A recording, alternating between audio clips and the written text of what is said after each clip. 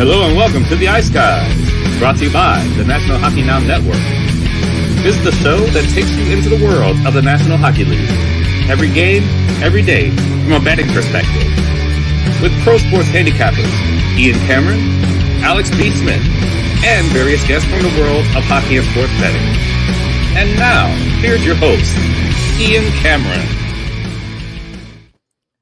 Welcome to the Ice Guys, presented by National Hockey Now, Tuesday, December the 20th. Ian Cameron, and pleased to be joined today. Another special guest joining us. We've had a bunch of great guests, and we've got another with us here today.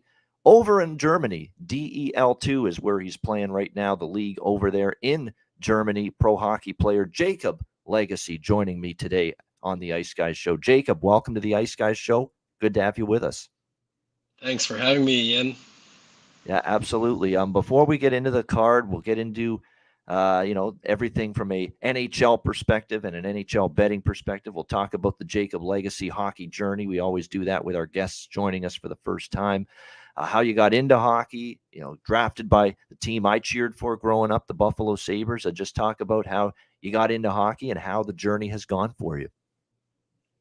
Yeah, I started for a Canadian kid quite late. I would say I was 7 years old when I started playing. So, of course, I played, street hockey before that, but organized hockey, I was 7. So I was kind of a late bloomer if I could compare myself to my buddies who started at like 2 or 3 on skates. But I loved it so much that I guess I was every time I could play outside, or then growing up I went to high school, played every day, then played with my club on the evenings. That's really how I got started. And definitely you ended up getting drafted by the Sabres, played in their organization for a few years, Portland, of course. Then I think the affiliation of the team at the AHL level moved back to Rochester, so you were there after that for a little bit, and then you made your way over to Europe after that, and now in Germany with the DEL2 league. So how's the experience there right now in Germany, and how the league, the team you're on, and how's the lifestyle in Germany going for you? Yeah, Germany is a good country to play. The fans are really intense. They have a little bit of that football or soccer culture that translate to hockey also. So they have those standing section in the stands where people are just chanting the whole game, and they have the drums and the flags, and so the atmosphere is very nice. And then I've been around Europe, a few different places, so every place is a little bit different, but Germany is one of the best for sure.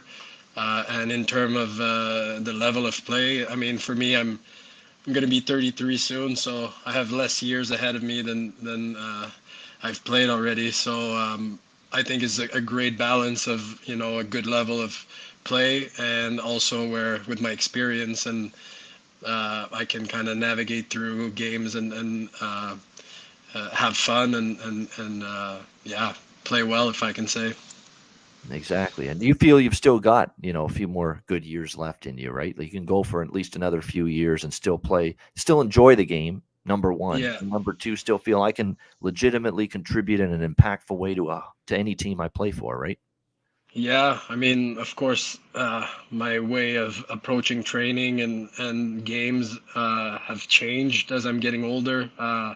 You do things differently, but for sure now I'm looking more into longevity than, going 100 miles an hour all the time and kind of overdoing it sometimes when you're younger, maybe not taking care of your body as well as you should.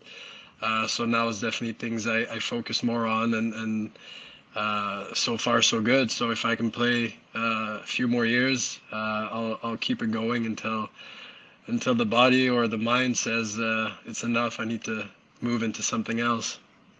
Yeah, no doubt about it. And I know you're expecting the birth of your first child coming up with you and the missus. So we wish you first congratulations, and we wish you all the best with that upcoming in the new year. That's got to be a thrill. Yeah, it could arrive any day now. So it's due for January 7th. So yeah, I think we're ready to the next chapter in our life.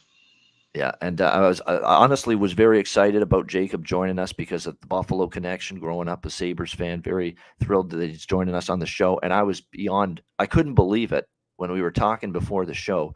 Jacob's got like at least one full page of notes that he's taken on the games that we're going to break down here on the Tuesday card. I mean, you came prepared, man. You've got notes, you've got stats, some trends, info that you're going to spit out there for every game on the board here, at least several of them. I mean, you came well prepared just on preparation alone. A+ is the grade for you. I mean, I couldn't believe it. I mean, you got a whole sheet there of basically notes that you prepared for this show. I couldn't believe it.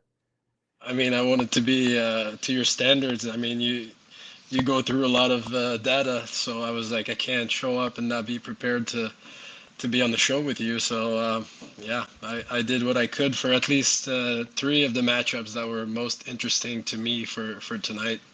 Yeah, and Jacob will dabble in the betting board as well as you're about to find out, and definitely a good resource here to help us talk about the NHL game. Speaking of NHL, before we get into tonight's games specifically, you may not get to watch NHL every single night or every single day, or certainly not every single game over there, and of course the time difference.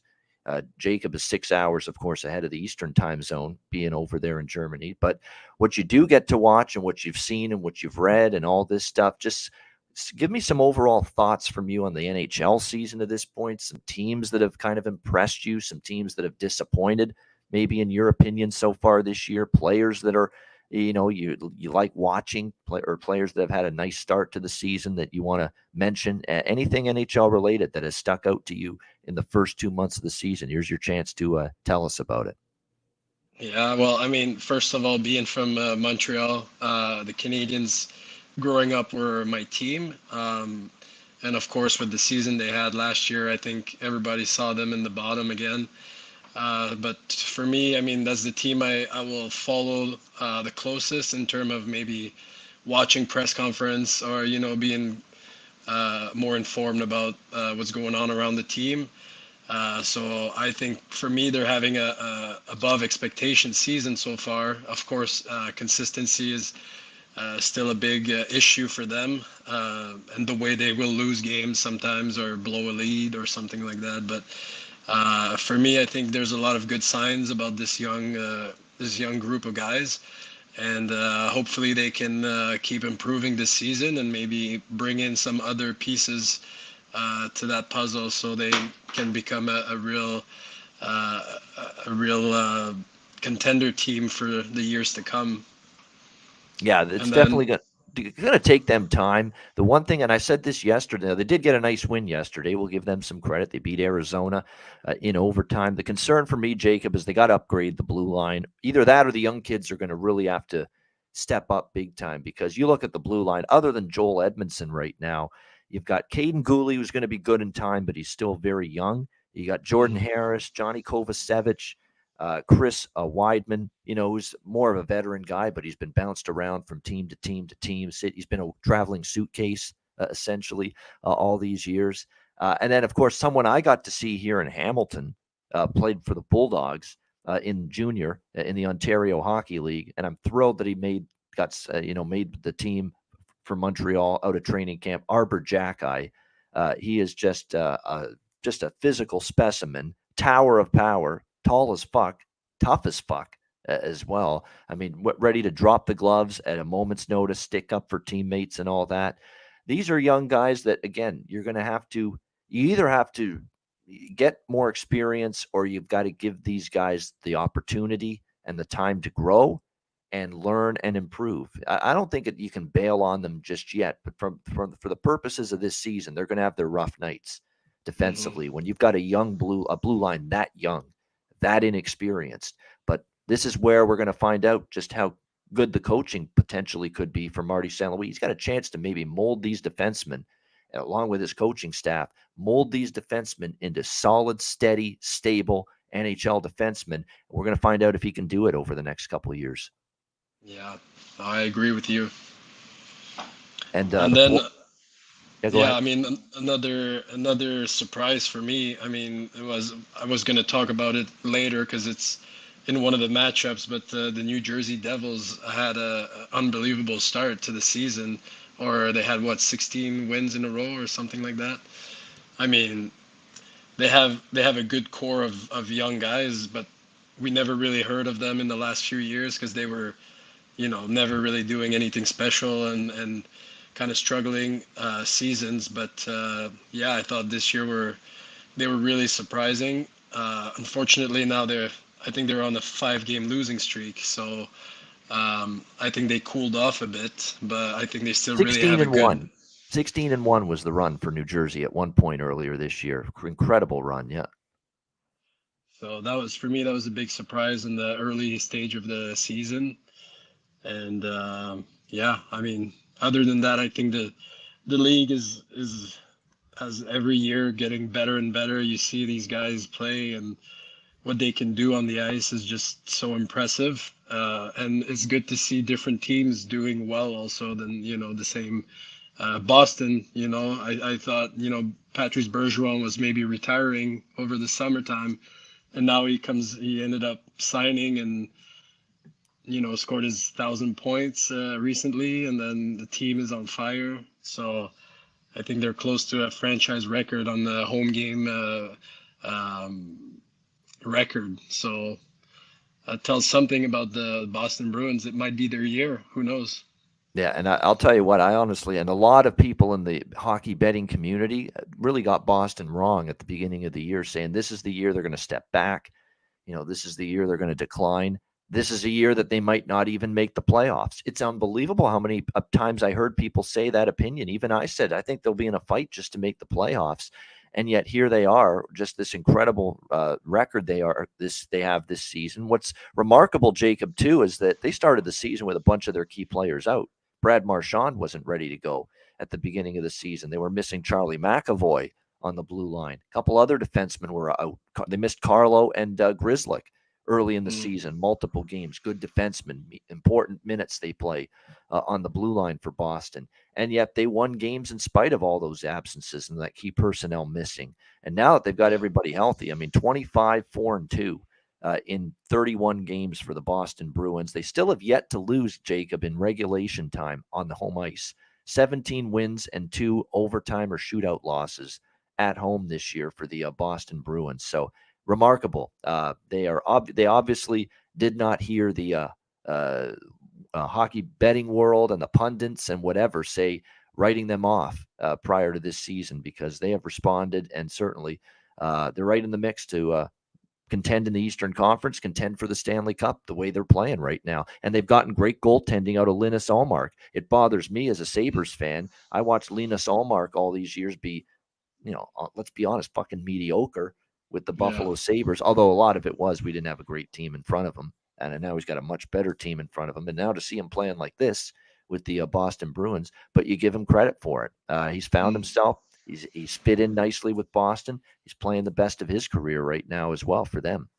Yeah, and I feel like the kind of the fire within the team, that my opinion is Patrice Bergeron. Like I said, he probably thought he was retiring. People thought he was leaving, and he decided to come back one more year, and he plays like it's his last year. And I feel like people feed off that, and it may be not only how he plays, but what he brings in the locker room and around the team. I feel like people play with a little bit of an extra edge for him. Yeah, that's a great point. Definitely. Patrice Bergeron commands the respect of everybody, and it's not just his teammates; it's the opponents as well. For not just the way he plays, 200-foot game, two ways, both ends of the ice, offensively great, scoring goals, setting up his line mates. He's a great assist man as well. It's not just scoring, it's assist man. It's passing, it's vision, it's winning key faceoffs, it's being defensively responsible, active stick, always strong, sound positioning in the defensive zone, so he's never caught out of position. He always back checks. He helps his blue liners out. He does everything for it. Leadership in the dressing room. And then you see the kind of man he is off the ice. One of the nicest people, from all accounts, that you could ask for. Asking Tage Thompson before the opening face-off of a Boston Buffalo game, how's your wife doing? She's been battling cancer. How is she feeling right now? He doesn't have to do that, but he did because that's the kind of man he is. He's an incredible human being as well as an incredible hockey player. I think that's an even greater testament. We know the kind of hockey player he is, but he's a great guy off the ice. I think that says just as much, if not more. Yeah, no, for sure. Yeah, no doubt about that. Are you ready to break down some games? Yeah, of course. I had, like I said before, I had 3 games that, popped out on my radar more than the other games. So I don't know if you want me to go ahead No, I'll and lead you. tell you I'll what I lead you have on into my. it. Okay. I will lead you into it. So let's begin. We got the Tuesday card. We got 8 games. And we start with a dandy here. The New York Rangers and the Pittsburgh Penguins.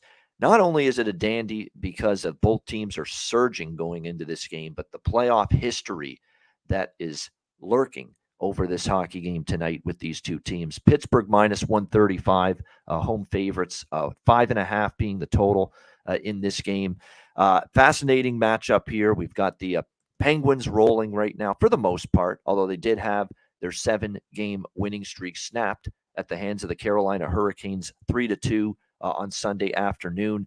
Casey DeSmith, the surprise starter for the Penguins in that game.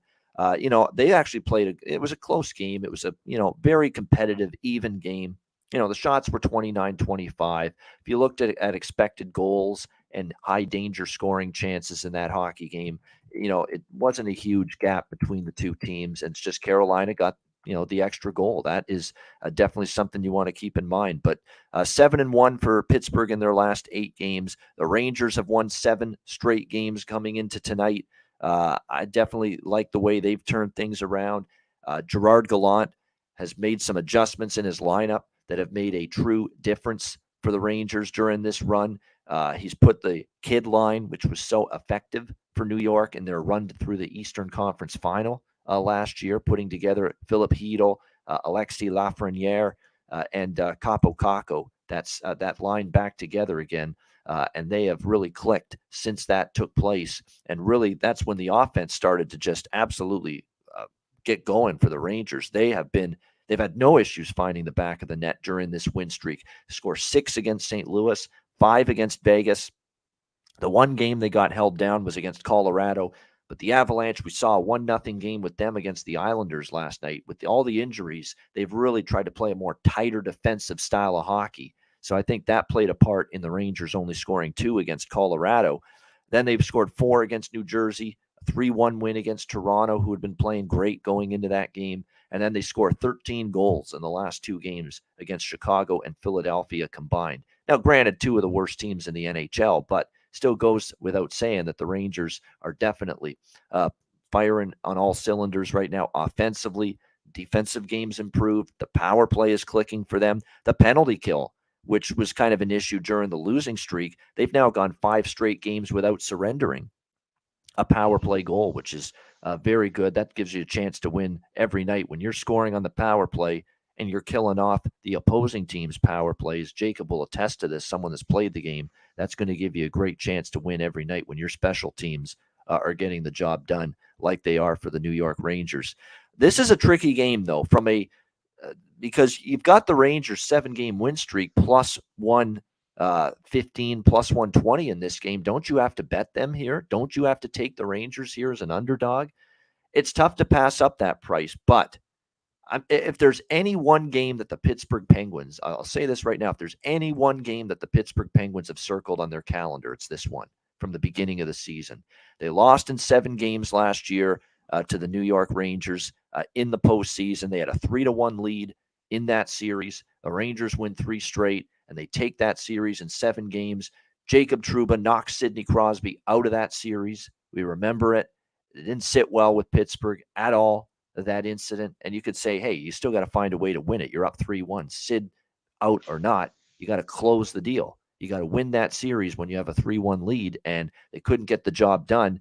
I know Pittsburgh's amped for this game. I know Pittsburgh is going to bring it tonight in this spot after losing that series in 7 games in the postseason. So I'm not stepping in front of Pittsburgh. I'd actually take Pittsburgh before New York. I'm not crazy about the price, though. I'm not crazy about putting the stop sign up against and betting against a team that's on a 7-game win streak like the New York Rangers, especially when they're a dog, and they're catching a plus 115 price like this. But I'd lean Pittsburgh still. I think Pittsburgh's going to show up tonight in a big way.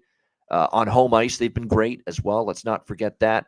Pittsburgh 9-5 at home this year. I believe they've won 5 straight home games coming into this one. So this is a really tough game, but because the price to me is so appealing on the Rangers, having won 7 in a row with Shesterkin in net, who's also gotten his game back on track. Remember, he struggled a bit, but Shesterkin's been great. But don't sleep on Tristan Jarry. Tristan Jarry has played some of his best hockey lately for the Penguins in net. And I know Pittsburgh has definitely got this game circled, and they've been playing strong hockey at home. For that reason, I'll lean Pittsburgh, but I don't love the idea of laying a price against the Rangers. If I had to, though, would lean to the Pittsburgh side in this one. Jacob, here you go. What do you think? Rangers, Penguins. I mean, a lot of the stuff you mentioned, I had written down too on my little notes. If you're going with Pittsburgh, I think a key point would be Chris Letang needs to contribute offensively. I feel like he's had a slow start, kind of. He's got only 2 goals and 5 assists in his last 13, which 1 goal, 2 assists in his last 2 games. So he's starting to, hopefully, this will give him a little more confidence, and maybe he can help the power play 5-on-5. And he's got a -7 ratings over the year. So I think his game is coming along. I'm sure if he starts putting up numbers like he has in the past, is going to help his team not only for this game, but in the longer run. And also Malkin's been playing at a high level also lately. And of course Crosby is having a terrific season. So I like the chance of Pittsburgh, like you mentioned. I think I didn't consider that more emotional part of the matchup where they kind of want to come back at the New York Rangers. I had the New York Rangers winning, but I'm not the expert here. So if I have to bet on the game, I'll probably follow your lead. Don't follow my lead, my friend. If you've got an opinion, stick with your opinion. That's what we're here for. I don't bat 100% when it comes to the betting side of things. But you're totally forget about what I think. If you had to go with something tonight, who are you going with? I was going with the New York Rangers. And okay. Also talking about defenseman Fox for the Rangers, 3 assists last game, but he had 1 point in those last 4 games. So I think it's a great matchup between the two.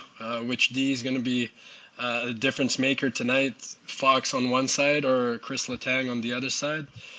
Two of the best offensive defensemen in the league, in my opinion. And 2 teams that are so close in the standings. So yeah, it's going to be a great battle tonight.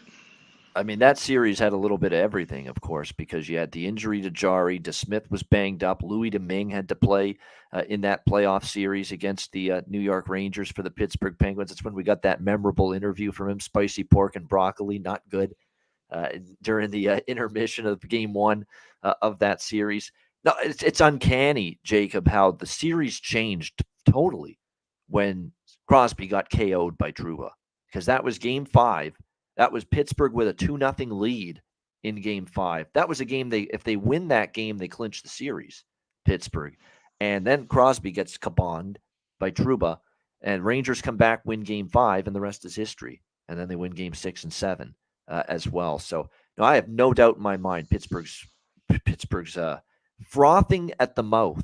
That's the term, frothing at the mouth for the opportunity to face the New York Rangers tonight. Doesn't mean they're going to win, but it's enough to keep me off going against Pittsburgh here in this game. This could be a good game too from a prop standpoint when you look at it, because there could be some penalties. There could be some, something going on with Trouba from a Pittsburgh standpoint. They're still not happy what happened in that series. And by the way, we've got, if you want to go with anybody on the kid line for the Rangers from a prop standpoint, it's worth a look. And don't sleep on Barclay Goodrow for the Rangers. He's moved up to the top line with Zibanejad and Panarin. He's collected 4 points in the last 6 games, and a goal he scored against Philadelphia as well.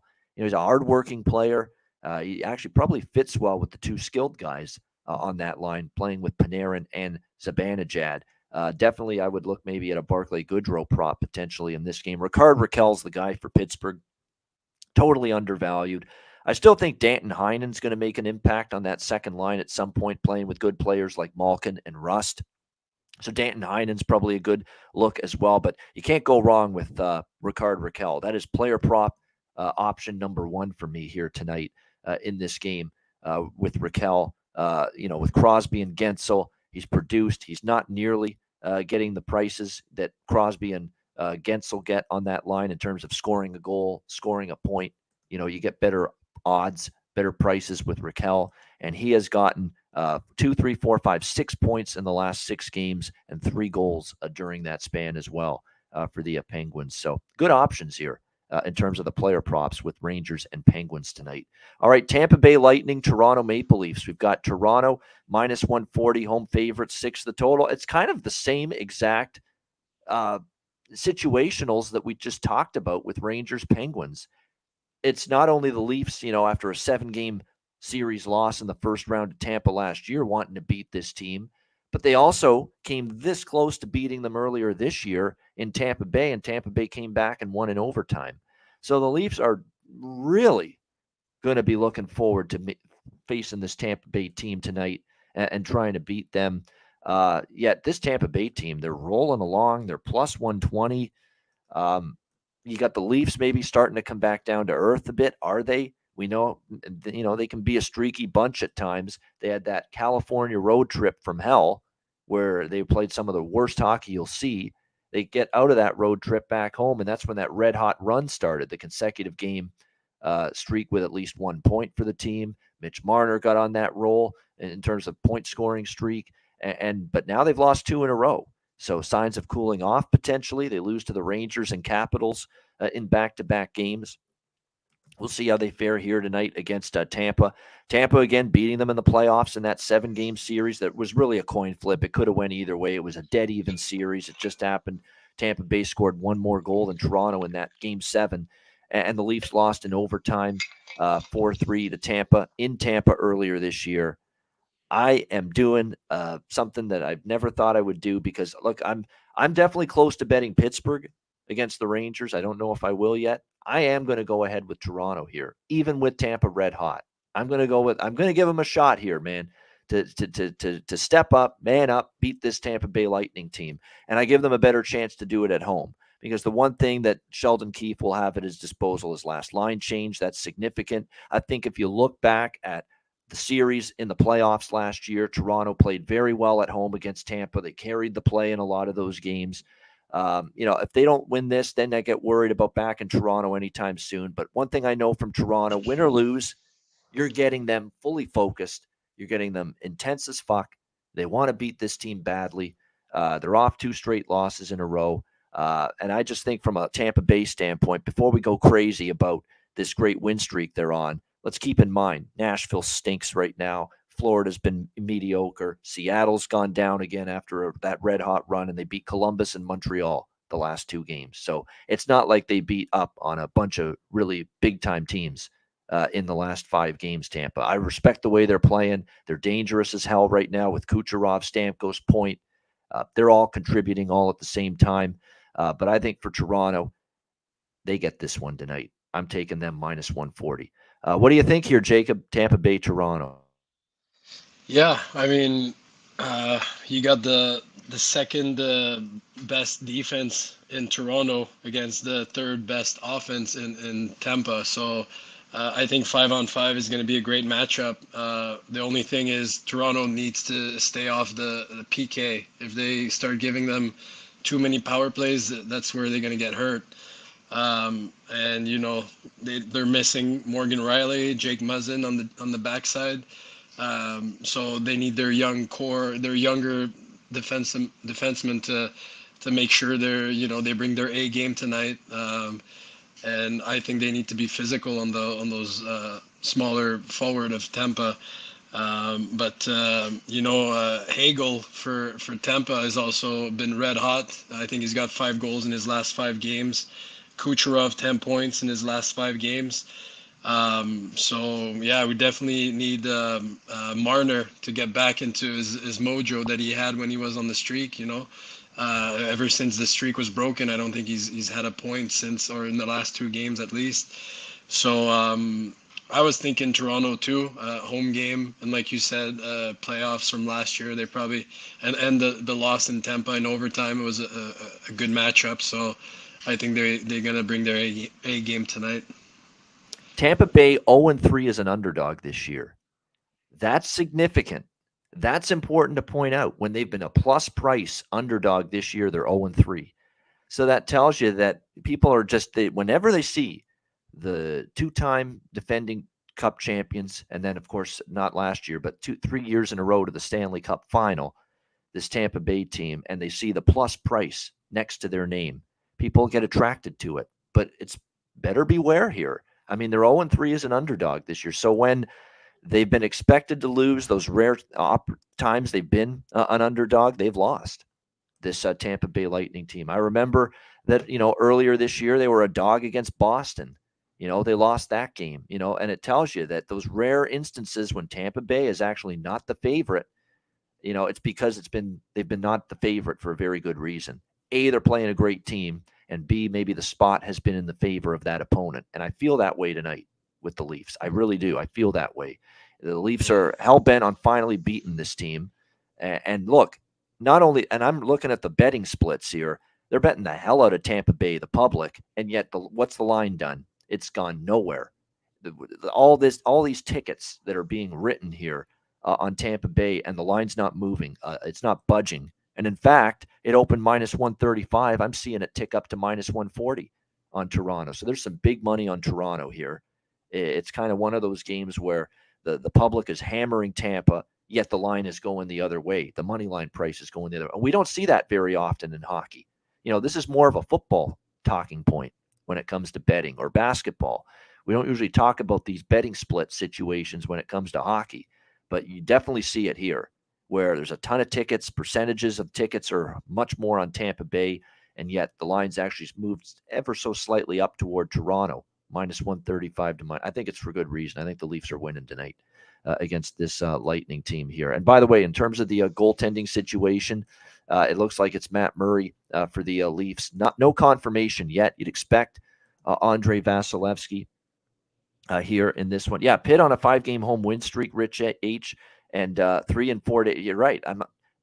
Look, Rangers look hell of attractive as an underdog. Tampa Bay looks hell of attractive as an underdog. 2 teams that were in the Eastern Conference final, against one another last year. And I don't want either one of them. And in fact, I'd take the favorite before I take the dog in both of those games, Pittsburgh and Toronto. That's where I'm at with those 2 games tonight, including this one here. As far as the props go for this game, I do want to mention the Leafs going through some lineup changes. I'm going back to Callie Yarncroke for the Toronto Maple Leafs. He's back in the lineup tonight for them, playing with Tavares and Marner. So not only back in the lineup, but back in a situation where he's getting a top 6 forward role. Great opportunity in terms of his player props tonight. Score a goal, get a point. Definitely worth a look, in my opinion. And this is a guy that I think before his recent injury was playing well. I thought Pierre Engvall might get that look on the second line. He's actually picked up his offense. If you want to go bargain bin hunting, you could go in that regard as well with Pierre Engvall. And certainly from a Tampa Bay perspective, it's the usual. Like if you're going to bet any props involving them, you start with Braden Point, Nikita Kucherov, Stamkos. Don't sleep on Nick Paul either. Nick Paul has been very strong, very consistent for them this year. Great two-way player. He's gotten 3 points in the last 5 games, a goal in the last game against Montreal. It seems like whenever I recommend Nick Paul, he scores for the Tampa Bay Lightning. So that might also be worth a look too in the prop market tonight in this game. All right, Columbus, Philadelphia. We've got Philadelphia minus 180, home favorites, 6 the total in this one. I mean, it's a tough game. Columbus is struggling. Columbus is injury riddled. Columbus is on the second night of a back-to-back after losing to the Dallas Stars 2-1 last night. It's not like this is any kind of spot where I'd be loving taking them right now. Yet at the same point in time, can you lay minus 180 with the Philadelphia Flyers? No way.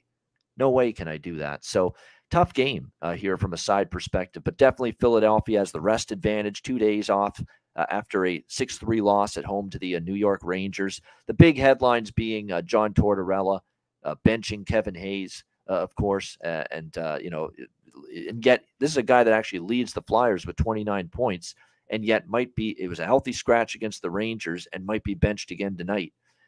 Hayes not happy about it. I don't think I should have been benched, but it's not my decision. He's the coach. I'm a player. He makes the lineup. He wants the best team on the ice to ultimately win, and that's what he wanted that night. Professional response from Kevin Hayes. Would you be that professional, Jacob, if a coach benched you? I mean, to the media, yeah, but I don't know if the same conversation would be with, in the office with closed doors. But I mean, yeah, he's been a really good player for them for many years. So, of course, as a veteran player, maybe it hurts a little bit more when those type of situation happens versus when you're a younger player.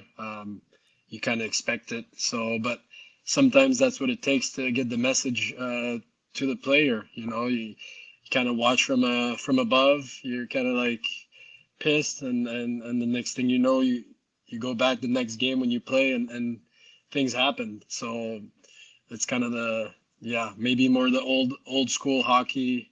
But for me, I know that if it happened, I would for sure show up the next game and play with a little edge for sure. Yeah, no question about that. Wade Allison looks like he's going to be back for the Flyers, and you're going to think, who? It's actually someone that was playing pretty well for this team before he recently got injured. So it's nice to see him back in the lineup for the Philadelphia Flyers. We'll see how he fares tonight in this one. They're continuing the experiment of Morgan Frost at the top line center spot. And to be quite honest with you, he had an explosion against Arizona when they lost to the Coyotes. 1 goal, 3 assists, 4 points. He factored into every Philadelphia goal against Arizona in that game. And he scored in the last matchup for the Flyers as well, their last game against the New York Rangers. So Morgan Frost is starting to percolate a little bit. So you might be interested in him from a prop standpoint tonight. If I had to bet this game, it would be Columbus, just because it's like a dog or pass spot. It's two teams that are not good. So it's a dog or pass kind of situation for me here in this game. Danil Tarasov is back in net tonight, even though it's a back-to-back. He got the start against Dallas last night, and he played pretty well, when you look at it. 1 goal on 33 shots against him. He played very well in that hockey game, despite the 2-1 loss in that game against the Dallas Stars. And he's back in net tonight. And as Alex and I have talked about on this show, he's been the best goalie. His numbers are better than both Elvis Merzlikins, his numbers, and better than Jonas Korpisalo, his numbers. So I think Brad Larson figures keep riding this kid. He's actually given us some of our best goaltending this year, and we'll play him even on a back-to-back. Carter Hart in net for Philadelphia. Both of the games, by the way, this season went over the total with these teams, 5-2, 5-4. 2 victories for Columbus at home against the Flyers earlier this season. But it doesn't feel like 2 goalies I want to bet an over with right now, especially Tavares and Tarasov for Columbus, especially with Columbus trending under the total here in 4 straight games, not scoring necessarily a whole lot lately either. So it's a pass for me, other than just a small lean to Columbus. I will look maybe at a Frost goal prop and point prop, and I'll definitely be looking once again. If you watched the show yesterday or listened to it, I said Kent Johnson moving up to the top line center spot for the Columbus Blue Jackets in the absence of the captain, Boone Jenner. Kent Johnson taking that spot on the top line center position for the Jackets with Patrick Laine and Johnny Gaudreau. And what happens? He scores their only goal very late in the game, 15 seconds to go in the third period last night against Dallas. So the goal prop and the point prop cashed. The goal prop was plus 425 on Kent Johnson last night for a guy moving up to the top line center spot, plus 130 to get a point.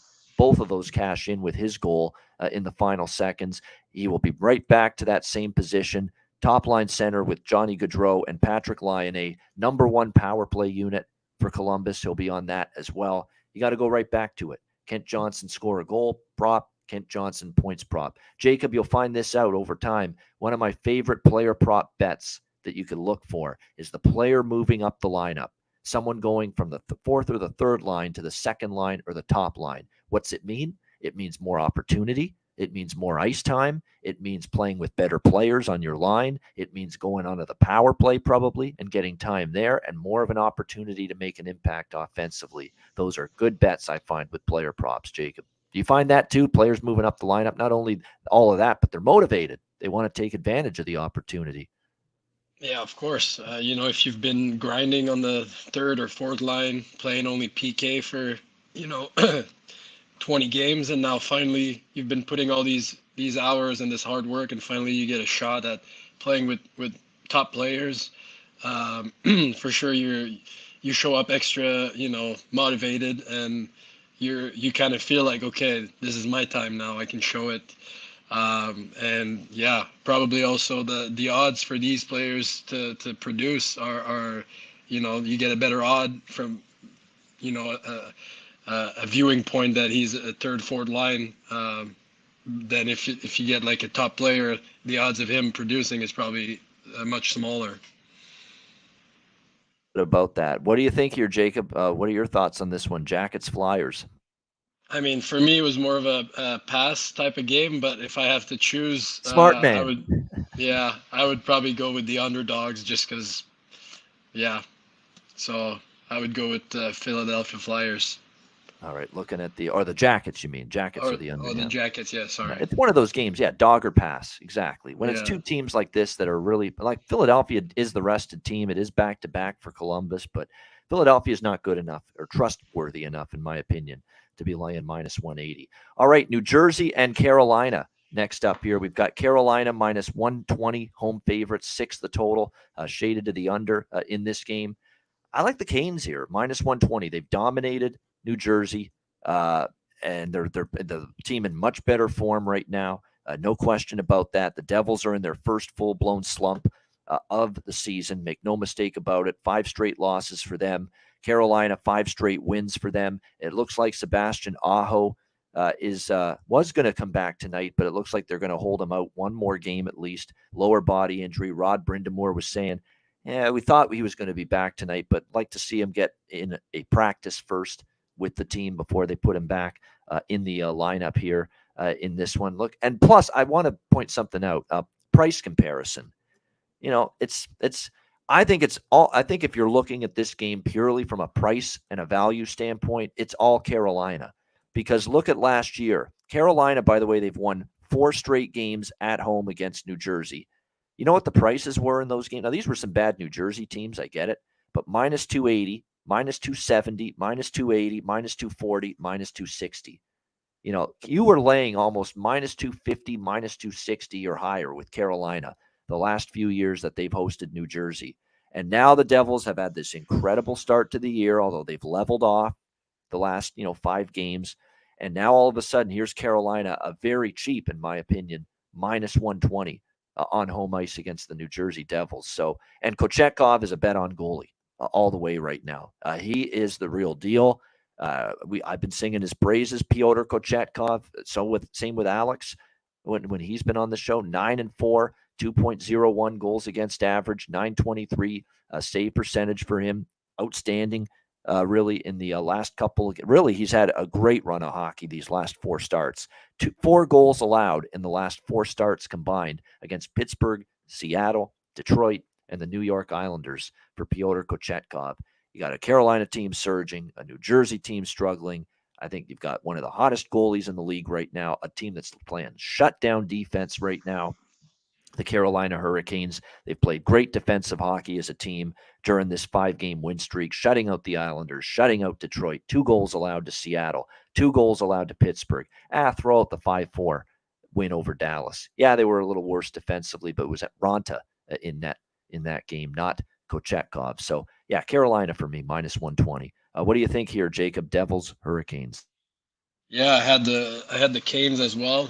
Um, for pretty much everything you just said.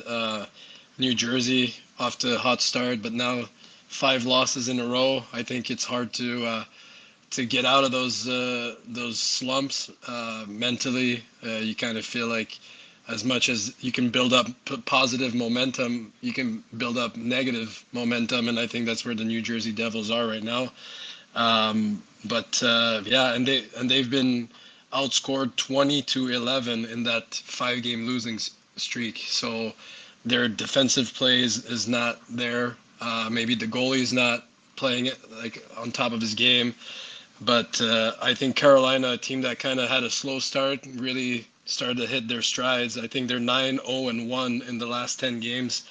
So for me, yeah, it's especially at home. Carolina is my bet.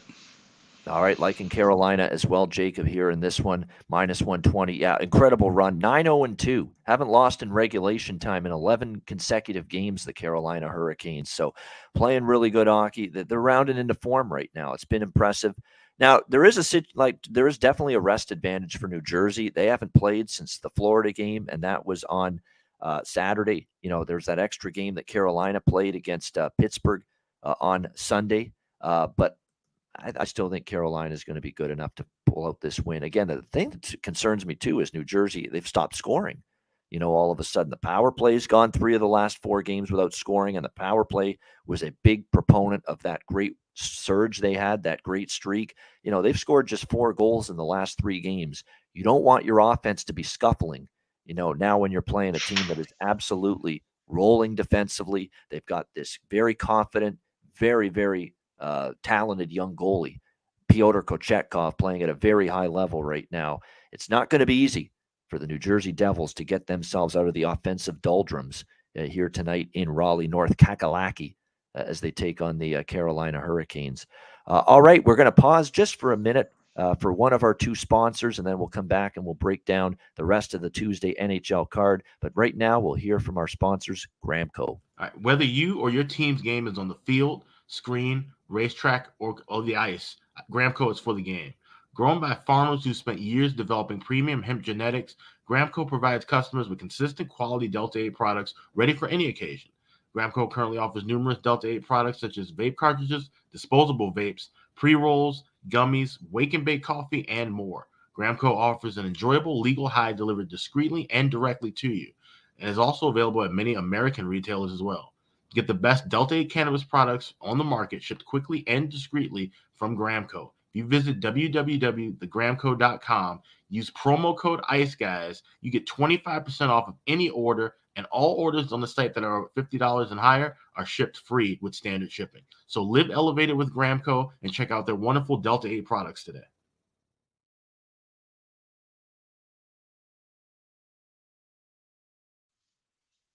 All right, we're back here on the Ice Guys show. Someone in the chat, you know what? I'm going to let Jacob talk first about the next game. A little change up. You're right. That's a great comment. If I was a guest on the show, that's what you meant to say. If I was a guest on the show, I wouldn't say anything because Ian gives out all info on the game. What's left for anyone to say?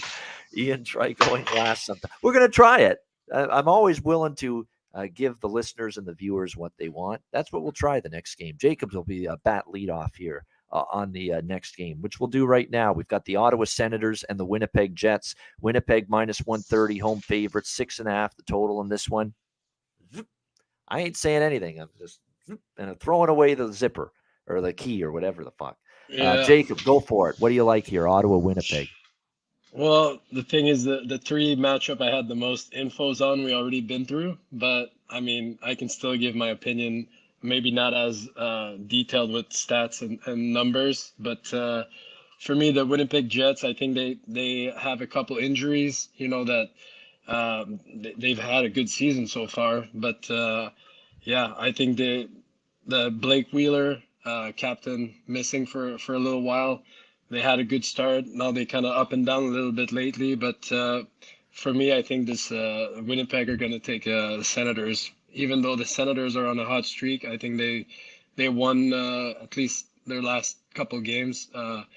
Like I said, I don't have my numbers in front of me to back me up, but for me, I think Winnipeg wins. All right, Jacob's liking Winnipeg here, money line -130. I certainly wouldn't go against them in this spot. Ottawa, they were starting to play a little bit better, winning 4 in a row, lost to Minnesota 4-2 in their last game. Winnipeg losing 3-2 in regulation against Seattle on Sunday, but I honestly didn't think they played that badly. They just, hit a physical wall. They got just the legs went away from them in that game the other night. So keep that in mind for them. It was just, they hit the wall. It was a back-to-back situation. So that definitely was a concern. Riddick in net, though, has been better lately. I mean, he's not the automatic, kind of go-against guy that he once was, but Riddick was terrific. It was actually very good against Seattle, even though they lost 3-2. It was one of his better games. I still don't trust him fully. 2.77 goals against, 896 save percentage. For him, that's not bad. I'll be quite honest with you. For him, that's not bad.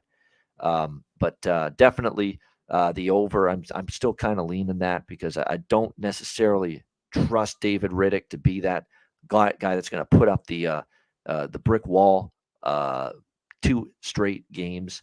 We talk about this too with these mediocre goaltenders, these inconsistent, sometimes often we think below average goaltenders, that a lot of times when they have the great start, they don't follow it up the next time. So that is a little concerning here in this one. Might be a Senators team total overlook here potentially, but I'm all over the place with this game, as you can clearly tell, and I don't love the team total price enough to pull the trigger on it. We're talking 2.5 with the Ottawa team total at -160. I might look at a live over as well if it starts off with the few good game or the few minutes in the first period where there's no goals. So definitely we'll maybe look at in-game opportunities here. Definitely lean over. I always lean over with any Riddick start, but I might look for a better number, better line in-game. And as far as the props go for this game tonight, obviously for the Jets, Wheeler on IR is the big absence, but they're also without Schmidt and Stanley. That's another reason why I think the over could get there, because you've got 2 starting defensemen out for the Winnipeg Jets. That could make things possible for the Ottawa Senators to get their offense going. It won't lead, it'll make for a lesser blue line in front of David Riddick as well. But, I like what I'm seeing from the big guns of Winnipeg, like Kyle Connor, Pierre-Luc Dubois, Mark Scheifele. They've all been great. Cole Perfetti as well for the Winnipeg Jets has been solid since moving on up the lineup for them. Rick Bowness has done a nice job giving some other players opportunities. Morgan Barron, for instance. It looks like Sam Gagner, by the way, second line. And look who's going to play on the top line tonight. This is the guy. This is the guy that we absolutely look at for a prop tonight. Carson Kuhlman for the Winnipeg Jets. Carson Kuhlman looks like he's going to be on the top line for Winnipeg tonight. At least the latest line combinations have Carson Kuhlman on the top line for the Jets in this game, playing alongside Mark Scheifele and Cole Perfetti. If that's the case, he's probably going to be on the top 6 at the very least. Maybe they switch it before the game starts and they put him down on the second line. But either way, he's going to get an opportunity to showcase himself at the very least in a top 6 forward role, maybe even the top line for the Jets tonight. And you could get, obviously, the price for him. I'm going to bring it up right now on the screen. Yeah, wow. Plus 650 at Caesars to score a goal tonight for Carson Kuhlman. I mean, you got to pounce on that. You got to bet it, win or lose. You see someone that's going to get that opportunity, first line or second line role, and they're going to be plus 650 to score a goal. You got to bet it. You got to put something on, even if it's just a few bucks. You definitely got to look in that direction. Carson Kuhlman here for the Winnipeg Jets tonight in this game.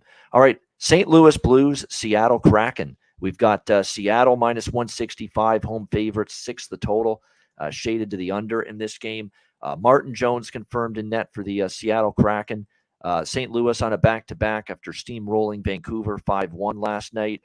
The man of the hour last night was Jordan Kyrou, a hat trick plus 1 assist for St. Louis, a 4-point night, an outstanding performance. The guy has 9 points in the last 3 games. He is unconscious right now for St. Louis. 6 goals, 9 points in the last 3 games. Unfortunately, he left that game with an injury, and he might not play tonight for the St. Louis Blues. So that is a shame.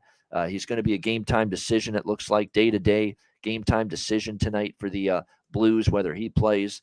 I mean, that's 9 points in the last 3 games out of your lineup, and he's been the catalyst for this little surge that the Blues have had offensively here in the last few games. So I worry about the Blues tonight on a back-to-back, especially if Kyrou does not play in this game tonight for them. He's just been such a big component of what they've been able to do offensively, no question about that.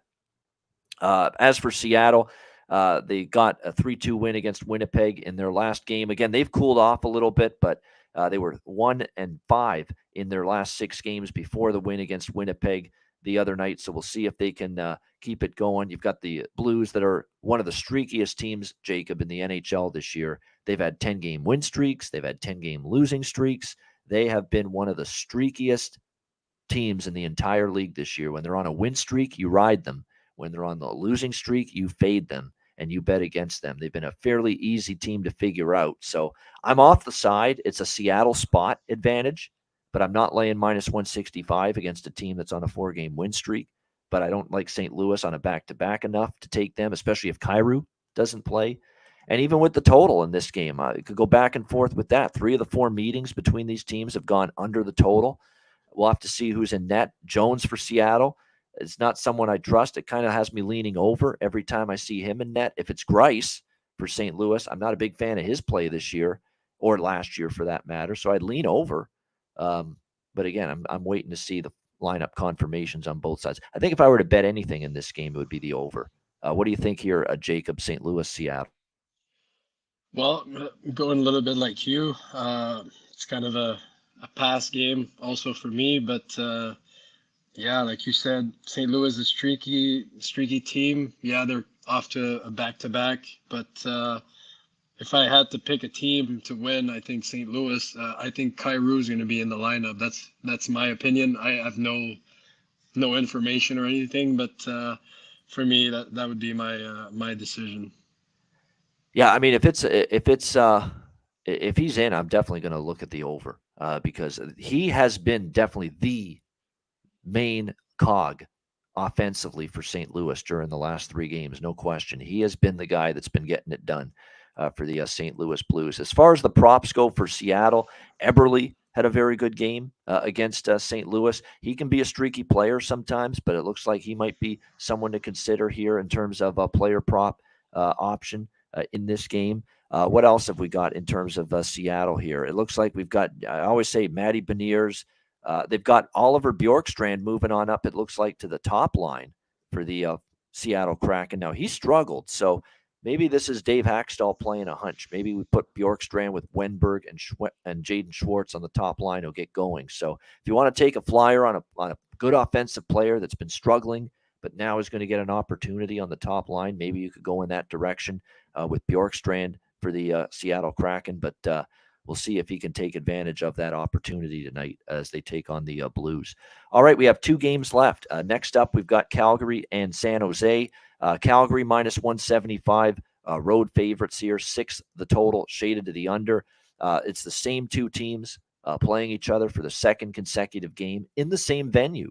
Has that ever happened to you, Jacob? You played the same team in the same building twice in a row? Have you ever done that? Not really. Not that No. I can remember. But you do, and especially in North America, you would play the same teams quite a bit, especially in the minor leagues. So sometimes you can play, yeah. But I don't think I've played back-to-back against the same team there. Usually if you do a back-to-back, you do home and then away or vice versa.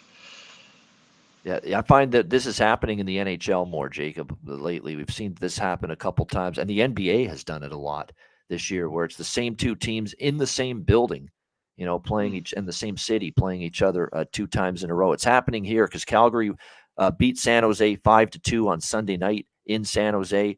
They'll look to duplicate that feat here in this game. You know what I feel about these situations where it's the same 2 teams playing each other.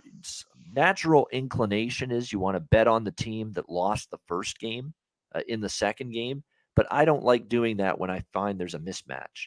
I don't like doing that when I find that one team is better than the other. And to me, Calgary, roster-wise, if you just grade out the roster, you grade out the personnel, Calgary's a lot better than San Jose. And I wouldn't be looking against – and I think Calgary has to try to stop this bullshit with win one, lose one, win one, lose one. You've got to start putting wins together, multiple wins together. You can't just lose one and then lose a couple after that. They've snapped the 5-game losing streak with that win against San Jose. I would only look at the Flames in regulation. Flames team total, full game over. It's basically the same stuff I recommended on Sunday on the show. I said I like the Flames team total over 3.5. I like the full game over. I would look in those two directions once again. And I would certainly consider maybe putting some on the full game over too, because it's back. It's Jacob Markstrom in net. He was very good against San Jose. Bounce back start for him after the St. Louis game. But man, he has been the poster child for one good start and then back to a rotten start. So let's see if he can put 2 good starts in a row together. It hasn't happened a lot lately. So that's why I think you got to include the full game over 6 as part of your betting process here in this game with the Flames and the Sharks. So I'll probably spread the wealth, pepper it around a little bit in this game with 3 smaller scale bets. A little bit on Calgary regulation, a little bit on Calgary team total over, and a little bit on the full game over as well. What do you think here, Jacob? Flames and Sharks. I see here that Thomas Hertl is suspended. Yes, I don't know if and it's that's a big correct. loss. Yep, it is. There you got your first line center suspended. So for me, yeah, like you said, you have a tendency to want to bet for the team who lost the first matchup because they want to bounce back. But if Calgary come out like you say, you need a good start from the goalie, and I think for me, Calgary is going to come on top again. And they have done well against San Jose. Let's look at the series history, but it's been pretty good for Calgary. They've won the 2 in a row. Actually, you know what? Last year, San Jose gave them some tough times, but they won earlier this year. They won Sunday. They won the last meeting last year, starting to build some momentum. Calgary's actually done better in San Jose against the Sharks than they've done at home against them. So, again, we'll have to see who's in net, but someone's saying Dan Vladar tonight. No, I've got Jacob Markstrom confirmed as the goalie tonight. So I'm pretty sure of that. Yeah, it's Markstrom. It's Markstrom and it's James Reimer for San Jose in net tonight. And look, Kaapo Kakkonen has not been good. Kaapo Kakkonen has been Kaapo Kaka lately in net for the San Jose Sharks. So to go with James Reimer tonight, I'm not saying Reimer's a whole hell of a lot better, but 2.87 goals against, 907 save percentage. He's actually only given up 2 goals in his last each of his last 2 starts. Wins against LA and Arizona. We'll see how he fares here in this one tonight against. Actually, it was a loss, I should say, against LA 3-2, but he only gave up 2 goals in that start. So he's been a little bit better than Kakkonen, but let's see how he fares here against a Calgary team. I think Calgary's due to get on a run where the offense gets going, and I think we saw signs of it for the Flames in that last game against the Sharks. As far as the prop market goes for this game, Nick Bonino is moving up to that center spot for the San Jose Sharks. It looks like in the absence of Hertl, he's the value. He's the one you might want to target from a goal prop or a point prop standpoint tonight. If you're San Jose, you've got Nick Bonino, who is plus 410 in some spots to score a goal. I think that might be worth a look. For Calgary, I'm going to repeat it again because I find power play point to score a point and to score a goal, the value is with Dylan Dubé right now.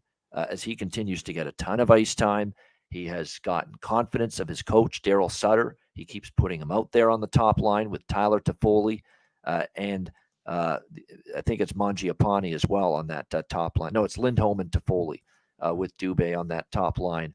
He keeps giving Dubé all these minutes and more power play time, and it's because he is definitely making the most of it. So I'm going to keep on preaching to the choir about Dylan Dubé for great value in the prop market right now for the Calgary Flames. Don't even sleep on Lucic either. Lucic moved up to the second line on Sunday, and he scored a goal, and it was the first goal he scored of the season against San Jose, and getting a top 6 opportunity, top 6 forward role. We don't think of Milan Lucic as the goal scorer. He never was a big goal scorer, but at least he scored a little bit earlier in his career. Lately, not so much. More of that physical forecheck, pound someone through the glass type of player.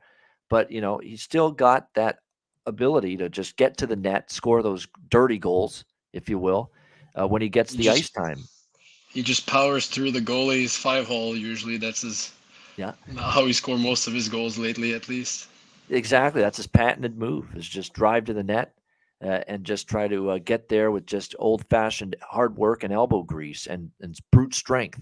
That's what he uses, Milan Lucic, to score goals. So, you know what it's like sometimes. You get that first goal, and all of a sudden a couple more goals follow you around after that. So maybe Lucic finds the back. And maybe I'll put a couple bucks on his prop as well in this game tonight.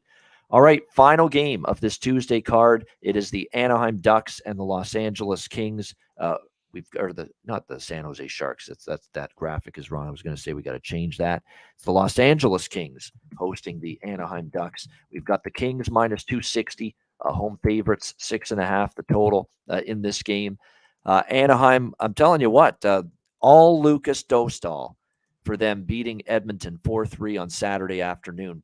Believe it or not, that's 2 wins in a row for the Anaheim Ducks. But I'm not betting them here. I'm not. Every single time I try to buy into this team that, hey, they've won a game. Oh, they've won 2 in a row. And I want to bet them and say, hey, maybe they're going to turn a corner. They never have gotten it done for me, Anaheim, in these situations, just when you start to believe. And I'm not doing it. I'm not falling into that shit.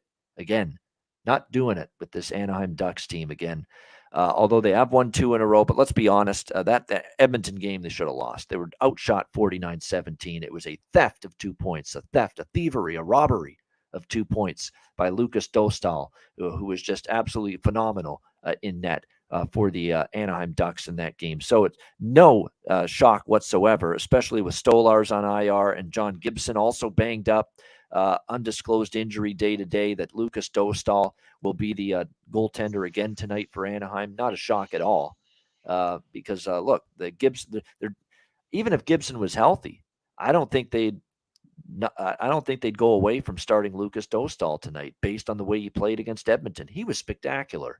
I mean, you can't say enough about how good he was. He made several, in terms of degree of difficulty saves, 1 to 10, 10 being the most difficult. He had 5 of them, 5-10 rating saves, in that third period against Edmonton to preserve the lead and preserve the win. He was magnificent. But can he do it again? We are talking about a young goalie off one of the best starts he's ever had in his career. Sometimes they play well the next game, and sometimes they fall flat and they don't play anywhere close to as good. So what is it going to be for Dostal tonight? LA has won 2 in a row, Boston, and then they came back home after the road trip and they beat the Sharks 3-2. They've had a good amount of time off. Both teams have. So it's not really a big scheduling advantage either way. Anaheim continues this road trip. They've been on the road for a while though now, right? Ottawa, Toronto, the Eastern time zone, Montreal as well. Then they go to Alberta. Now they go to the Pacific time zone, and the miles are starting to add up for Anaheim. So how much gas is going to be in their tank is going to be the question here. But this is a game I'm probably going to pass on, and I hate doing that. I don't say pass on a game very often as a high-volume bettor, but this one's kind of tricky. I mean, I want to see how Dostal looks early in the game. This is more of a live betting potential situation for me before I bet anything pregame here in this game. It is worth noting, too, LA's won 3 straight meetings. It's actually been more of an under series history. In fact, the under has cashed 6-2-1 to the under in the last 9 meetings between these two teams. Anaheim's gone over the total in 3 straight games. LA's gone under the total 5 of their last 6. If Dostal is anywhere close to as good as he played the other night, and I haven't bet a lot of Kings unders or haven't leaned to the under very much with LA lately, this might be the spot I might lean under in this game. What do you think here, Jacob? Final game of the night, Ducks and Kings. I mean, for me, it would probably be a pass as well. But, I mean, like you said, the question mark on the goalie situation for the Ducks. LA, yeah, I mean, I think they have a good team, but maybe not as consistent on scoring. So for me, I think I would have to make a small bet on Anaheim. But other than that, is just to not pass on the game and to say now what I would do. But I think Anaheim for me for tonight. There you go. You got to lean Anaheim or nothing. That's the way I always feel, even though it feels plus 220 with the goalie that was great. If he's anything close to that last night, they could be live in this game, and you're getting plus 220. But I can't pull the trigger, and I won't. Every time I start to think, here's Anaheim getting on a run, turning their season around, goes right down the drain again for them. I remember I bought in Jacob. They beat Carolina. And then the next game against San Jose, I'm like, maybe I'll take them against San Jose. They're going to get on a roll. And they got whipped 6-1 at home by the San Jose Sharks. And I'm like, serves me right trusting this team. There's been way too much mediocrity, way too much inconsistency, Jacob, for me to trust them. Yeah, I mean, that's why it's probably a pass, to be honest. But yep, no question about that. I will say this, though, in terms of that game. Maxime Comtois, keep an eye on him. He's come back lately. He was a very good offensive player for them before his injury. He might offer up some value for them in the prop market. For LA, if I were to bet anything for their props tonight, you look at who's been getting it done for them lately. Kempe's been terrific. Fiala's starting to get it going since he's been with Kopitar and Kempe. Trevor Moore. Alex Iafallo, by the way. Important to talk about him. He has just been back recently for the Kings, and it looks like they're going to put him on the second line tonight to try to get him going a little bit. So maybe a little value with his props tonight as well for the LA Kings. All right, great stuff. That is the Tuesday card. Great job by Jacob Lagace, our guest here today on the show for the very first time. How do you feel? How did you think you did? I think you did a great job. Yeah, I mean, it was fun to just talk hockey and hear about opinions on bets and stuff. And yeah, I'm just happy that you got me on the show. And if you need me sometime down the line, feel free to ask. I'll gladly join again. And best of luck to the bettors out there listening and watching us. Yeah, we appreciate it. And we're not done yet, though. We still have to get a best bet from you, Jacob, before we wrap up the show. So think about it for a minute, because we're going to do a break in just a second. Our second sponsor, Manscaped, will play that ad in just a second. So you get some time to think about your best bet. In the meantime, I do want to remind everybody, hit the like button, 213 live viewers. We appreciate it. And check out patreon.com/Ice Guys. It's just $10 a month. The daily betting card is posted there. Goalie charts, totals charts, power ratings, and more. We've got a lot more bonus content planned in the new year. So check it out, patreon.com/Ice Guys, just $10 per month. And we will get to best bets in just a second before we wrap up the show. But first, we'll hear from our other sponsor, our good friends at Manscaped. Support for the Ice Guys is brought to you by Manscaped, our good friends at Manscaped, who are the best in men's below-the-waist grooming. Their products are precision-engineered tools for your family jewels. Manscaped's Performance Package, the ultimate men's hygiene bundle. Join over 7 million men worldwide who trust Manscaped with this exclusive offer for you, courtesy of the Ice Guys. Get 20% off of any purchase and free worldwide shipping with the promo code Ice Guys. That's promo code Ice Guys, all one word, ICEGUYS at manscaped.com. If my math is correct, that's about 400 million balls that you can help preserve with manscaped.com using the promo code Ice Guys. You get the Performance Package 4.0. It is a game changer. The Lawnmower 4.0. It takes care of this, among other things. It'll keep you trim as can be. The Lawnmower 4.0, waterproof. Same thing with the Weed Whacker, which takes care of your ear hair, nose hair. I mean, nose hair in particular. I'm getting up there in age, and nose hair is becoming definitely more of an issue. This will take care of it. It feels like someone's tickling the inside of your nostrils sometimes. It pisses the hell out of me. It bothers me. I need to take care of that shit. This will take care of it for you. The Weed Whacker. Makes part of the package that you get with your Manscaped purchase, and the Manscaped Performance Package 4.0. You also get the ball toner. You also get the ball deodorant, keep you smelling good and looking good and feeling good down in the nether regions. This package is really going to make you feel good and look good and look better, slim, trim. That's what it's all about. And manscaped.com can help you out with that. So make sure you take advantage of this. Manscaped.com. Get 20% off and free shipping with the promo code IceGuys at manscaped.com. That's 20% off with free shipping at manscaped.com, and use the promo code IceGuys. Unlock your confidence and always use the right tools for the job with Manscaped.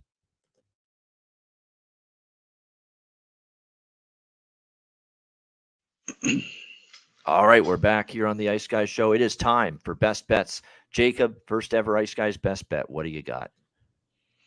Well, I'm not exactly sure what a best bet is, but for me, if I have favorite pick, top play. So then I would say the one I'm more confident in getting right is probably Carolina versus New Jersey, that Carolina is going to win. So for me, I think that would be a bet that I'm most confident in winning. There you go. Carolina. I like that one too. Carolina minus 120 against New Jersey. Jacob Lagace, best bet on the show. And my best bet for this card, I'm doing it, man. Toronto Maple Leafs minus 140 against Tampa. They're going to win tonight. They're going to beat the Tampa Bay Lightning finally. And it's just got that feel for me. They're saying the right things. Couple losses in a row. You come back home. We know the Toronto A game has been good enough to beat good teams this year. This reminds me of early in the year. The Leafs were playing Boston at home. Boston couldn't be beaten, at that time. And Toronto won at home against the Boston Bruins earlier this year. This is what this sounds like to me. And Tampa Bay, for as great as they're playing right now and the win streak that they're on, a lot of it's come against Sisters of the Poor, weaker competition. I think they're up against it tonight. Leafs minus 140 for my best bet here for this Tuesday NHL card. Jacob, awesome job. It was a blast having you on the show. Hopefully you enjoyed it. We'll definitely get you back on the show, no question about that, in the new year. Merci beaucoup de nous avoir rejoints dans l'émission The Ice Guys. How about that? Wow. What do you think Good of that? French. That's perfect. I like it. Thank you very much for joining us on The Ice Guys. That's essentially what I said. Yeah. Yeah. Well, thanks for having me. It was a pleasure. Yeah, absolutely. Jacob Lagace joining us. Thanks to everyone in the chat for joining us. Hit the like button on the way out. A reminder, the Ice Guys is live 7 days a week, Monday to Friday, 2 p.m. Eastern, Saturday and Sunday, noon Eastern. If you can't watch the show live, download the Ice Guys podcast in audio form on all major podcast platforms: Google Podcasts, Apple Podcasts, Spotify, Stitcher, iHeartRadio, Amazon Music, and more. Download the Ice Guys podcast when you can't watch the show live. For our special guest, Jacob Lagace, I'm Ian Cameron. Have a great Tuesday night. Enjoy the games and good luck. And we will talk to you again tomorrow on Wednesday for another edition of the Ice Guys presented by National Hockey Now.